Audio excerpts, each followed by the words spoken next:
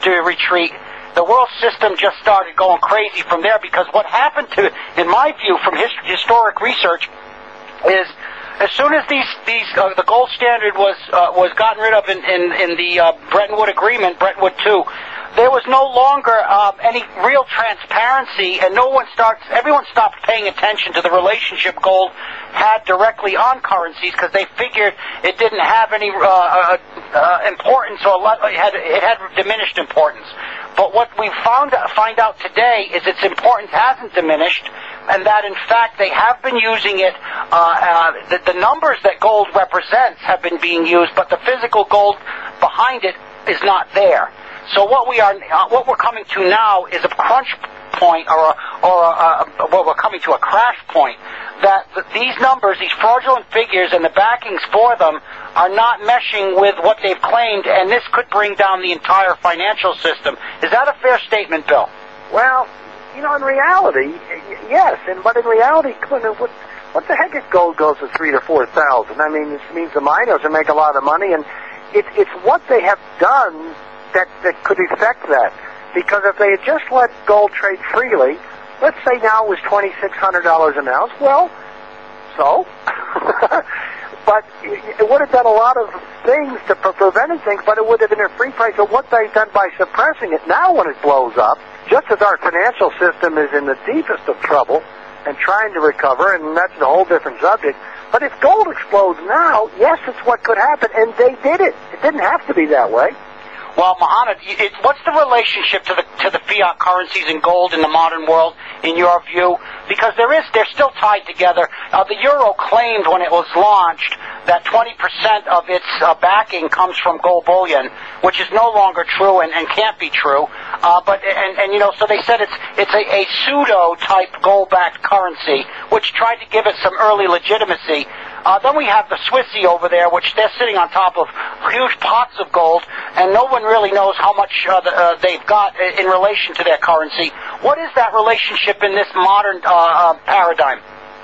Well, I think one of the reasons for the disconnects which Bill is talking about was an attempt by the architects of fiat currencies to try and shore up the idea of fiat currencies, because when they discovered that they were able to issue paper with absolutely nothing behind it whatsoever, it was like having Christmas every day. There was no justification for how much of the money supply is in circulation. They just vote it up and vote it down how and when they feel like it. And the Swiss, whose currency historically had always been backed by gold, even they started to buy into the idea that, hey, we can just print as much as we like, and if it looks like there's too much, we'll pull some out, and if we want to put some more in, we'll put some more in. We don't have to worry about how much physical gold. So part of the battle, if you like, the secret battle which has been warring away there, has been by the fiat currency supporters who've never wanted a return to anything like a gold standard of any description or a gold relationship. So that one of the reasons for kicking gold is that single reason. Then, as Bill pointed out, there's the politicization of that history, that there were a lot of ideas in the mindset of people in the financial markets to do with relationships between social economic numbers and interest rates and the price of gold.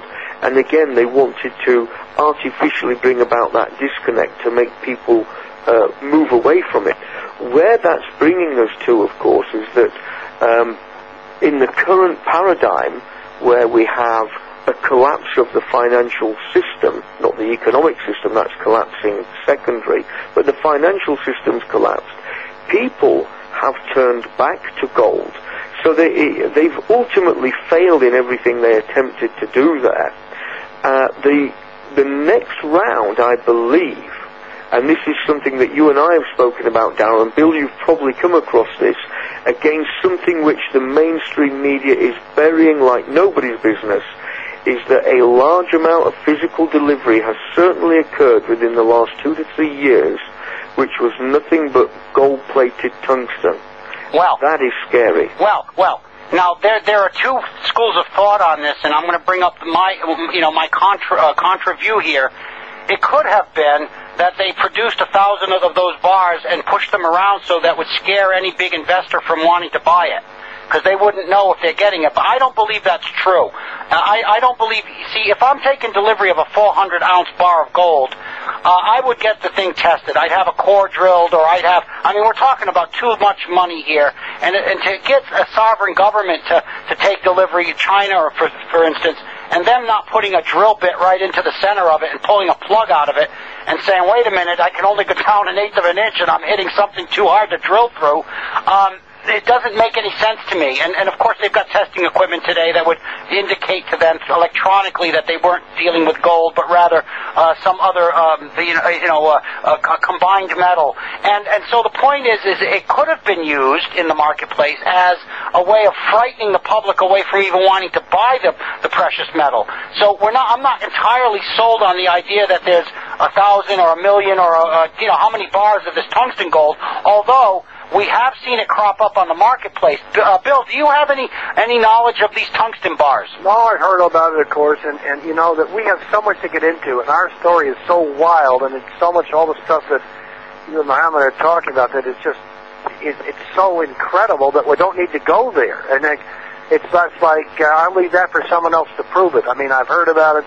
I know there's an investigation in Hong Kong about it, but I don't know much more. I just know that what we have to offer right now, in 11 years worth of stringing together evidence of this gold price suppression scheme, is exciting, as can be, and just for people to get a handle on that is a whole lot.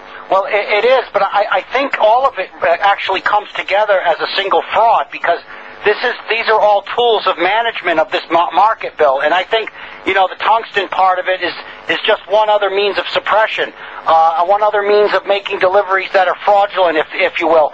So basically, yeah, but I don't know if that's a fact. I mean, I've heard all about this quite a bit, and it just very well could be. It's just the stuff that we're coming out is no. So that's the reason I don't go there. I'm not saying it's not true. Yeah. I'm just saying we don't have the evidence like we have in all this other stuff we've been talking about. Well, exactly. Now, Mohammed, when it comes to what we got coming up here, it's not making it into your London press. The Guardian hasn't touched it. The Independent's not touching it. The Times isn't picking it up. I don't think the FT has picked it up either, or La Tribune here in France. Now, you did mention, Bill, the Wall Street Journal has actually shown some interest. I want to be quiet about that one. There's a potential. I'd just like to leave it at that. But they've shown some interest, but I actually want to keep... how long can they run from these facts, though? I'm wondering how long they can run away from this. Well, the FT has mentioned Gata twice. Yeah. But the English press and the financial press here in the United States has blackballed this story. It's incredible. I mean, even after my hearing thing and these bombshells we dropped, they wouldn't mention our name. There were 3 Reuters reporters there. Nothing. Nada. It's unbelievable. So at some point this thing is going to break, but we're taking on the richest, most powerful people in the world, and the media doesn't want to hear about it because they're petrified, because of, they're going against where the financial supporters are, and so on. I mean, it's like if you mention this story, you're dropped from the A-list party group. I mean, you're persona non grata. You're not invited to the big dance.